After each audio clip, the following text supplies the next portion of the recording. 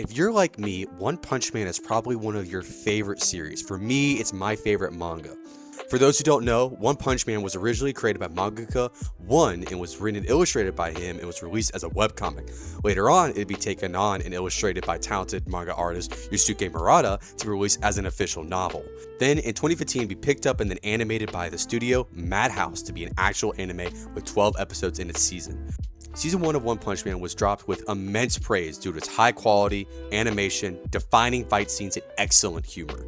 Sadly though, the team that worked on One Punch Man Season 1 would drop the project and then go on to move on to other things, leaving One Punch Man to be not animated by anyone else, and then sat dormant for roughly 4 years before they handed it off to the studio JC Staff. JC Staff then took it on for Season 2, had some rough production deadlines that they had to work with and production conditions, leading to a season that left fans disappointed with its inconsistencies and rough quality here and there. Though I stand by One Punch Man Season 2 is overhated and underrated. I still think it is pretty solid, especially the Blu-ray version when they fix some of those issues, right? But after 6 more years, we now have One Punch Man Season 3. 3 seasons in 10 years. Boy, do I feel spoiled. Anyway, as of the release of this video, One Punch Man Season 3 has only released 4 episodes, but has received heavy criticism from fans for its animation and its quality. Despite what some people may think, I'm not actually as concerned with the animation itself. I'm more concerned about aspects that take place in the pre-production cycle of the filmmaking. Decisions that can take place very early on and decide how it's going to look in the end. Because of some of these decisions, I think One Punch Man Season 3 feels a little awkward to watch at times and weird. Now, it's not fair to go ahead and generalize Season 3 as being bad or anything like that. I don't even really consider Season 3 to be bad, but I'm assuming that some of these issues might continue in the new episodes, but also think that they could fix it, and other episodes could be really good and overall have a positive outcome, which is what I'm hoping for. One of my biggest issues with One Punch Man Season 3 is actually going to be the pacing. Some of the cuts that we have in here are really fast, and we actually don't hold enough time for some of these moments to breathe and allow the viewer to digest what they're seeing before we move on to the next thing. It makes some of these sequences feel rushed. And I have this constant feeling as I'm watching it that we're trying to fit as much as we can into its specific runtime before we move on. And because we're trying to fit it into the runtime, instead of actually making it what it seems like it needs to be, I think it's hurting some of these aspects, whether it be the fight scenes or even just some of these scenes of Saitama and his friends in the room, right? I find this also very evident when some shots are just not included. It makes sequences feel really awkward. I would be more okay with it if we weren't making some decisions that involved holding some shots for way too long in return for cutting shots that feel way too important. Some of the cuts in One Punch Man Season 3 just generally feel like we're missing something in between, going from one thing to the next thing without a very concrete way of seeing how we get there. While the shots that we might be seeing are being faithful to the adaptation of the manga, it's actually not really being a faithful adaptation to the medium of animation. We have a shot where we see Royal Ripper and Garo fighting in this dolly shot, and we see it 3 times and we hold each one for quite a long time. Yet for some reason, we take out the shot where Garo redirects Royal Ripper's blades into Bug God and he tanks him.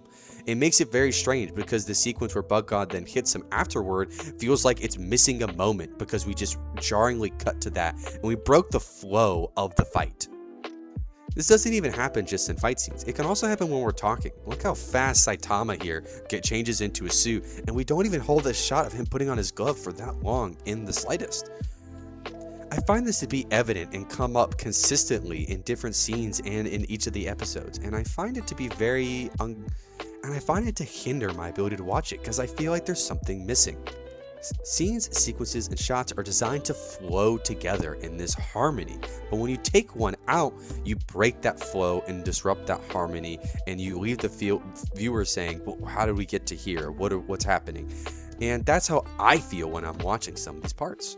Another complaint I see, and is a complaint I somewhat has as well, is the drastic style change that we see with some of these shots, where we go for the color palette that's being used in the scene to a much more vibrant color palette.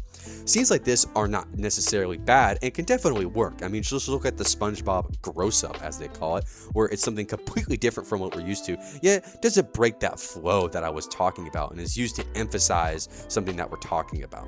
Except some of these moments don't feel necessary.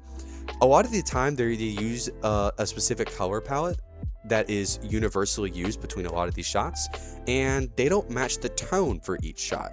So it seems more like a weird excuse to not have to draw the background. Many of these types of shots in One Punch Man Season 3 seem like they don't actually add anything or are actually matching the tone that's in play. And you might say, well, we don't know what it would look like normally, so how would we know if it's bad or not? Well, when we look at the shots in the trailer and compare it to the ones that are actually in the animation, and we see those color differences, I'm going to venture to say that the non-colored versions look much stronger for emphasizing how intimidating Garo is in this shot. Some of these are used well and are used very tastefully, and I do enjoy them when they are used, but some of them just feel random and out of place. So it's a minor critique, but one I feel like I must mention. But I don't want to be all negative. I want to be praised where praise is due. In general, many of the cases, these drawings are good.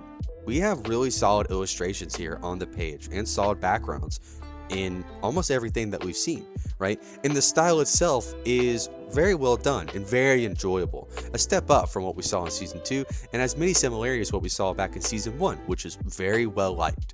Right? So, and a lot of the scenes that have animation in them are animated rather well. I might like to see more animation and more effects in some places, but I know that that's a lot to ask. I understand. I am an animator myself. But even these scenes with good animated movements and good illustrations can take me out of it when they're met with poor timing and weird sequencing. And this is something I don't find I see with the other seasons of One Punch Man, including Season 2. While these gripes might seem minor, they are a big deal. Timing is everything. Think about how good a joke can be and then how it can be ruined when there's poor timing involved. Timing is crucial to storytelling and for any sort of visual medium. So while it might not be glaring or obvious critiques that I'm giving out, they can affect how we view and our opinions of things in the end of it. So what are your thoughts on One Punch Man Season 3, and what animation should we break down, good or bad, on this channel? Either way, I'll see you next time. Thank you for watching.